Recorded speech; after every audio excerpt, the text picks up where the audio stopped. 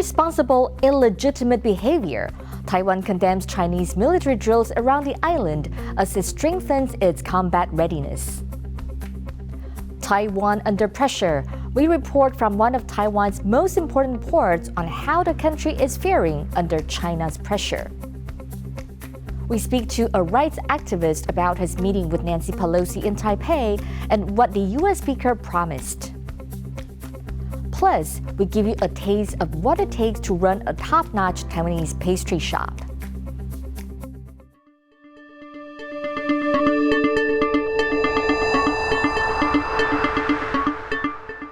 A warm welcome to TaiwanPlus News. I'm Betty Chen. Taiwan has activated defense systems in response to several Chinese ballistic missiles launched into waters around Taiwan's northeast at 2 p.m. on Thursday. That's according to Taiwan's defense ministry, which also called the strikes irrational and said they destroy regional peace. China's state media also says that its military has carried out long-range precision strikes in areas of the eastern part of the Taiwan Strait. 3 Chinese destroyers were also spotted roughly 25 nautical miles from the eastern coast of Taiwan.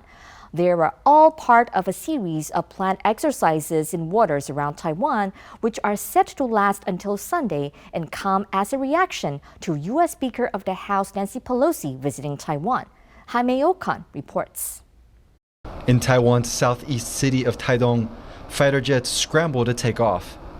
In the central city of Chiayi, F-16s are ready to mobilize. And above, helicopters monitor the skies. This is Taiwan's military on alert. China had warned that this would provoke a military response. And less than 20 minutes after U.S. House Speaker Nancy Pelosi stepped on Taiwan's soil, Beijing announced plans for a 3-day live-fire exercise around Taiwan. According to details released on Chinese state media, the drills will be held in these 6 different regions. The military has mentioned the involvement of stealth fighters and even missile tests. 3 of the blast zones intrude into Taiwan's territorial waters. 包括我们药港周边的航道，还有就是我们的苏婆区，潜在的这个东部水域，还有就是它要展现就是一种 A2AD 区域拒止，必要时候美军驰援台湾的话，那它可能就是可以透过这样演习区的划设来展现它的能力。 One of the maritime areas targeted by the drills will be conducted less than 20 kilometers from the coast of the southern port city of Kaohsiung. It's one of the 7 key port areas that will be affected. Taiwan's Ministry of National Defense says that China's actions amount to a blockade of the country and violates international law and warns it will take action if needed. 我们会秉持备战不求战、应战不避战。 以及不升高冲突的理智态度来加强戒备。 Ahead of the announced drills, Chinese military activity had already ramped up. Taiwan reported that 27 Chinese warplanes breached its Air Defense Identification Zone, or ADIZ. 22 of those fighter jets crossed the median line of the Taiwan Strait, which is an unofficial buffer created decades ago that separate the 2 countries. China's Ministry of Foreign Affairs says its military actions are a warning. 大家也都知道了，连日来呢，中方通过各种渠道，在各个层级反复地向美方阐明中方坚决反对佩洛西窜访台湾的严正立场。但是显然，美方和那些台独分裂的势力呢，没有听进去。既然如此，中国军方中方就只能以美方和台独分裂势力听得懂的语言，同他们进行对话。 Beijing claims Taiwan as its own and has not ruled out the use of force to take control of the island. Taiwan's military raised the combat readiness level ahead of Pelosi's visit and says it is closely monitoring all movements. 我们也会反制任何侵害我们国家主权的行动。国军运用联合情监侦的手段，可以全班地掌握台海周边的海空域动态。 Taiwan is used to military threats from China. In recent months, record numbers of warplanes have encroached its air defense zone. But Taipei says that these latest military exercises are a very different scenario to navigate and could change the status quo between the 2 sides. Klein Wong and Jaime Okan for TaiwanPlus. It is not just the country's military that has been put under strain. Rick Glauert reports from the northern port city of Keelung on how China is putting pressure on all aspects of Taiwan life. This is Keelung, one of Taiwan's busiest ports for commercial, fishing and military vessels. Just 20 kilometers off this coast, the Chinese military has marked out areas for live fire drills, part of several military exercises around the island that Taiwan's Ministry of Defense says amounts to a blockade. Taiwan relies on imports for nearly all of its energy production, making it particularly vulnerable to changes in maritime traffic. 目前的燃煤的部分呢，有39天的存量。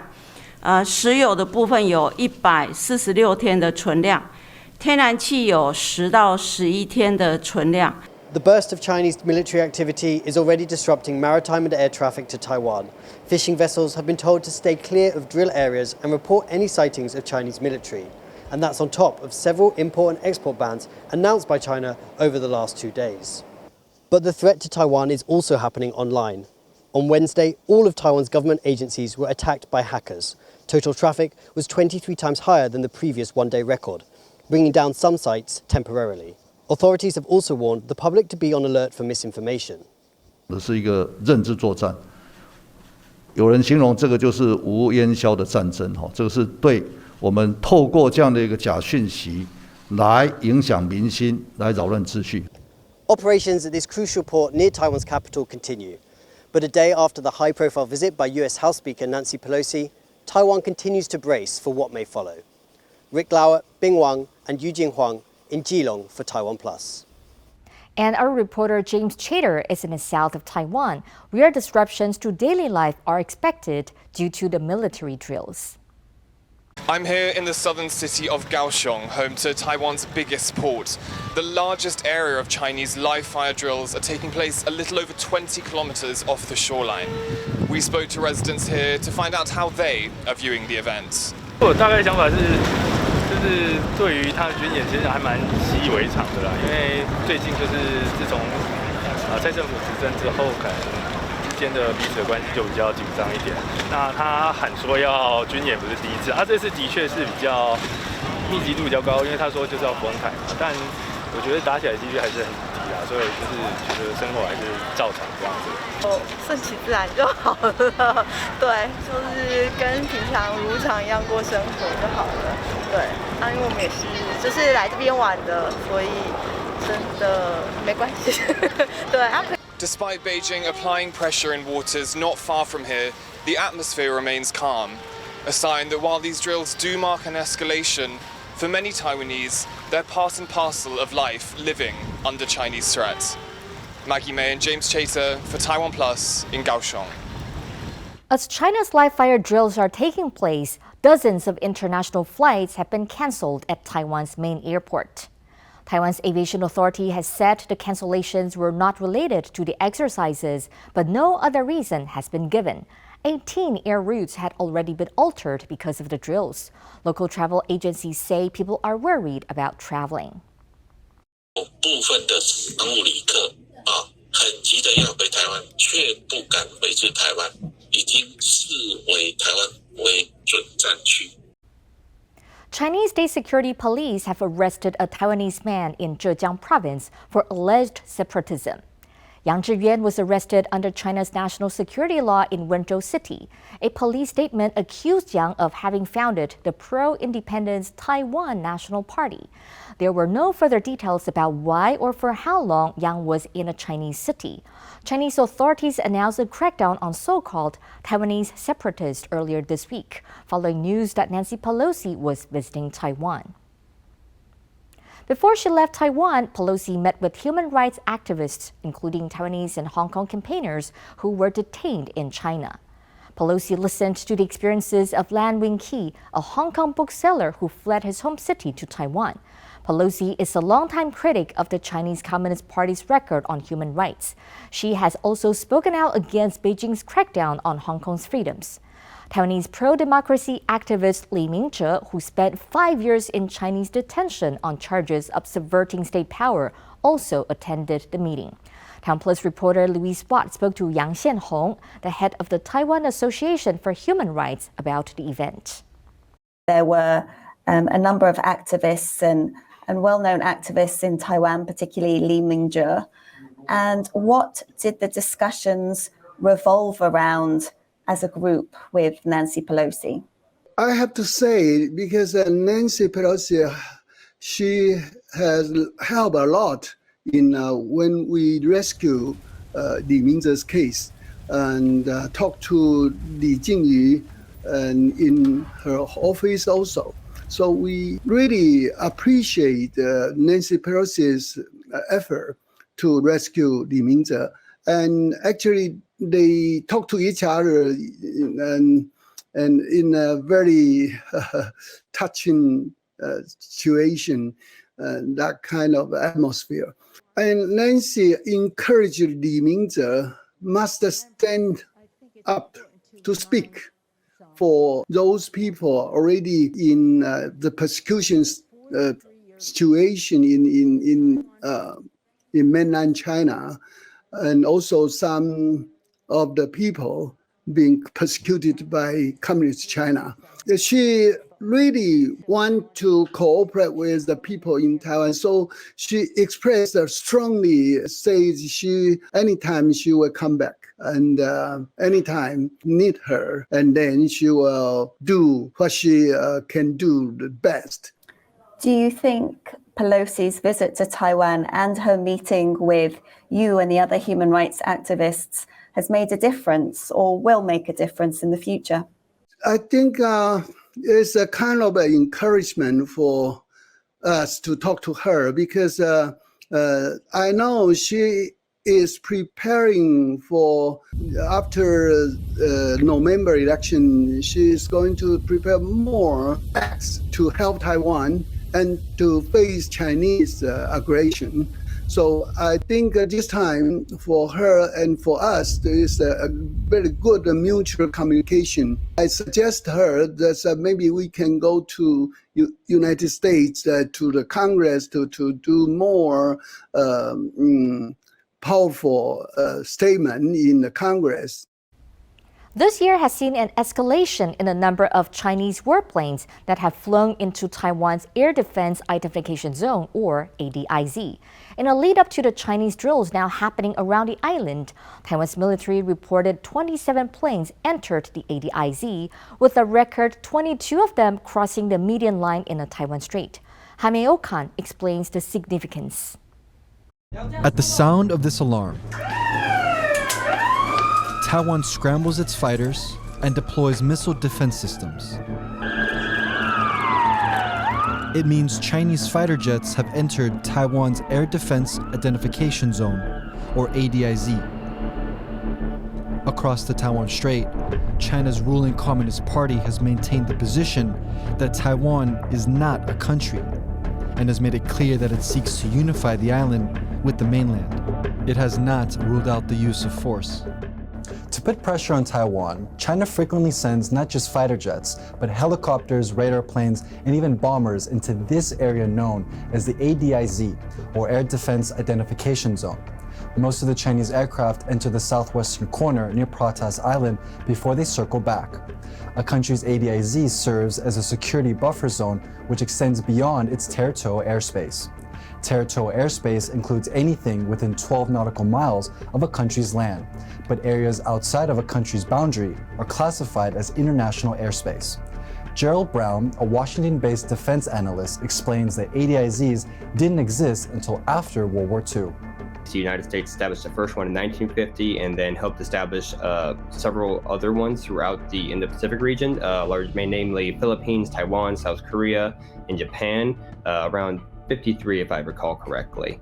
But largely it's just that buffer to provide that little bit of security benefit. So usually when aircraft are entering, then they are required to identify themselves, file their flight plan before going over entering an air defense identification. As these identification zones are not bound by international law, there are no common guidelines to define a breach, and so every country has their own protocols. In the East China Sea, South Korea, Japan, China, and Taiwan's ADIZs all overlap. But this doesn't necessarily lead to a scrambling of fighter jets unless an entering aircraft is suspected of having ill intentions or threatens invasion.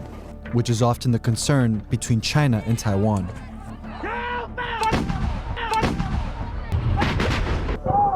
Because it's this kind of weird gray area, it can often be used as a form of what we call gray zone warfare, right? Basically putting military pressure on an adversary that's beneath the threshold of conflict.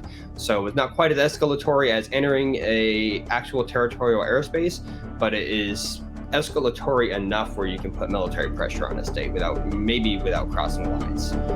It's those lines that put Taiwan in a difficult position when enforcing its defense zone. A large portion of Taiwan's ADIZ sits over China, and as the PRC, or People's Republic of China, reinforces its ownership, there are calls for Taiwan to reconsider its ADIZ. I think there are two meaningless things in this case. One, it doesn't make any sense to establish ADIZ covering mainland, in which Taiwan cannot really control the airspace.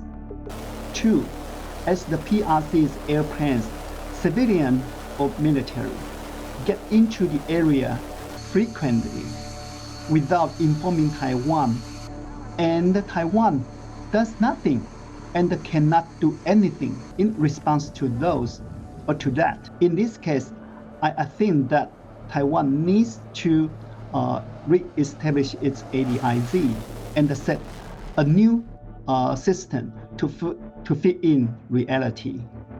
With China expected to ramp up its so-called gray zone tactics, Taiwan is looking to minimize the effects on its hardware by shifting to a more advanced missile and tracking system.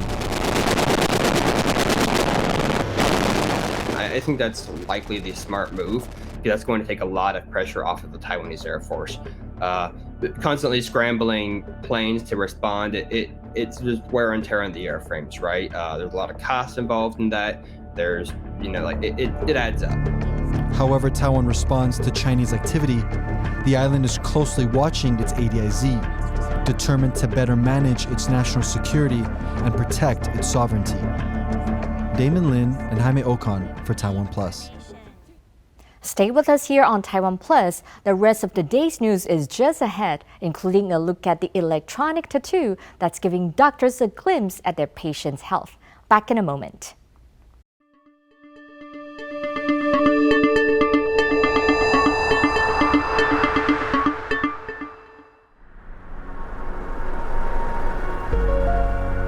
What makes this island nation exceptionally punch way above its might?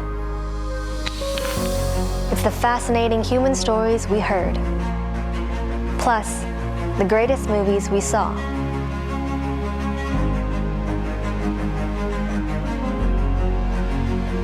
The enduring and painstaking past we learned, plus the beautiful people we met. The delightful cuisines we tasted, plus the coexistence of many cultures we embraced. The powerful, energizing technology we invented, plus the ancient masterpieces we preserved. The human rights we advanced, plus the motherland we called home. TaiwanPlus. We will continue to show you unheard, compelling stories that touch our hearts. Come with us as we embark on yet another unraveling journey to the world.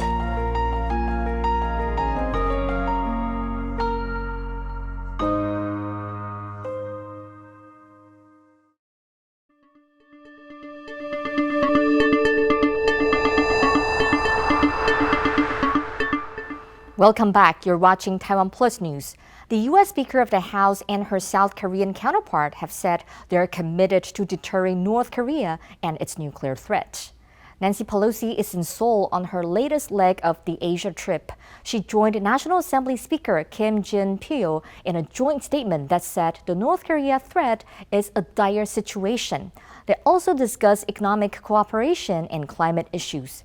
Pelosi is due to speak on the phone with South Korean President Yoon Suk-yeol, who is on vacation. Her next stop will be Japan. The U.S. Senate has voted nearly unanimously in favor of Sweden and Finland joining NATO. The two historically neutral countries applied to join the alliance in the wake of Russia's invasion of Ukraine. The U.S. is the 23rd of the existing 13 NATO members to approve their bids. All must do so for the two countries to join. The only senator to vote against approving the bids was Josh Hawley, who said China's threat to the U.S. and Taiwan should take priority over European commitments. The head of the United Nations is urging governments to increase taxes on oil and gas companies. Secretary General Antonio Guterres says the industry is making excessive profits while damaging the environment. The two largest U.S. oil companies earned a combined $51 billion in the latest quarter, almost double the same period last year. Guterres blasted what he called their grotesque greed and urged governments to act. It is immoral for oil and gas companies to be making record profits from this energy crisis on the back of the poorest people and communities and at a massive cost to the climate. I urge all governments to tax these excessive profits and use the funds to support the most vulnerable people through these difficult times. There's more to a good pastry shop than just delicious products they make. It's also important to have the right atmosphere and selection. No one understands this better than the third-generation owner of established Taiwanese pastry shop, Kaohsiung. This is the story of how one couple helped reinvigorate the traditional market where they work.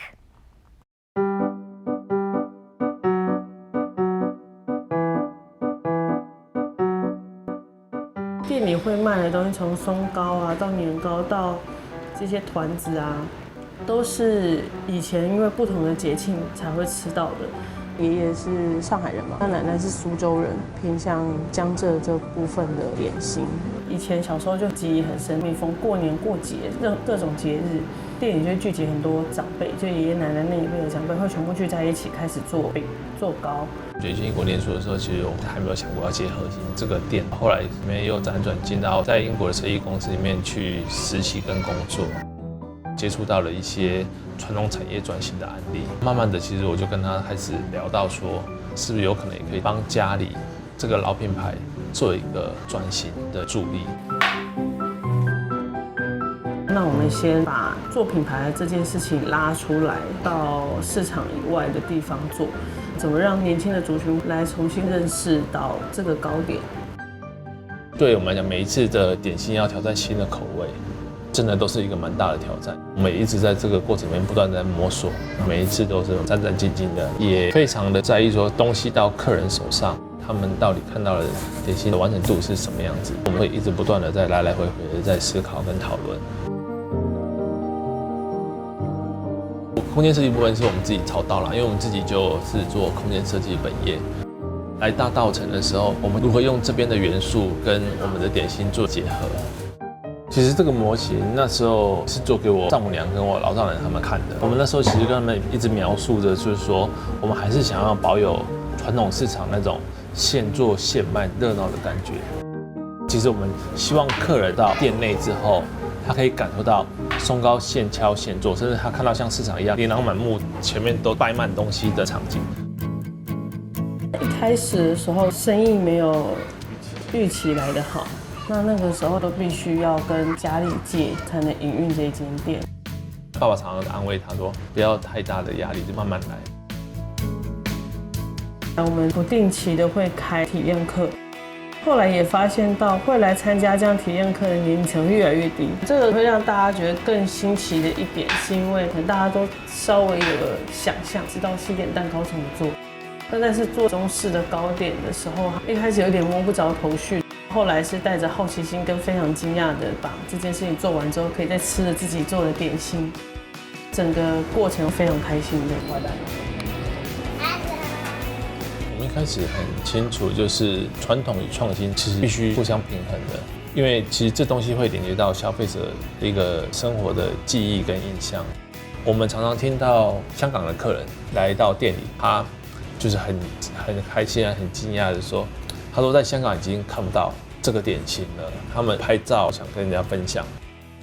敲松糕这件事情其实吃力不讨好，但我觉得可以对于我们自己做的产品赋予一些价值跟意义啊。